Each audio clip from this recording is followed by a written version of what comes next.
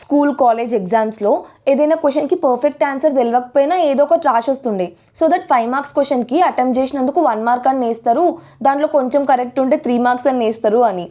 That means teachers correction చేసేటప్పుడు answer కరెక్టా రాంగా అని మాత్రమే చూడరు, ఎంత కరెక్ట్ ఎంత రాంగ్ అనేది కూడా ఎవాల్యుయేట్ చేస్తారు. ఎగ్జాక్ట్లీ ఇదే కాన్సెప్ట్ ఏఐ మోడల్ ట్రైనింగ్ అప్పుడు యూజ్ చేస్తాం. సపోజ్ ఏఐ మోడల్ ఒక హౌస్ ప్రైస్ 49 lakhs అని ప్రిడిక్ట్ చేసింది, కానీ actual price 50 lakhs, difference 1 lakh.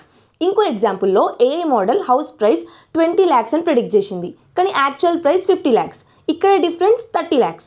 రెండు ప్రిడిక్షన్స్ తప్పే, కానీ రెండు మిస్టేక్స్ ఈక్వలా? కాదు కదా. 30 lakhs mistake is way more bigger than 1 lakh mistake. So training అప్పుడు ఏఐ మోడల్కి నీ ప్రిడిక్షన్ రాంగ్ అని మాత్రమే ఫీడ్బ్యాక్ ఇస్తే సరిపోదు, ఎంత రాంగో కూడా తెలియాలి. ఇప్పుడు ఇంకో example, AI model cats and డాగ్స్ని ఐడెంటిఫై చేయాలి. అది క్యాట్ ఇమేజ్ చూసి డాగ్ అని ఐడెంటిఫై చేసింది అనుకోండి, కానీ ఇక్కడ హౌస్ ప్రైస్ లాగా డిఫరెన్స్ క్యాలిక్యులేట్ చేయలేం.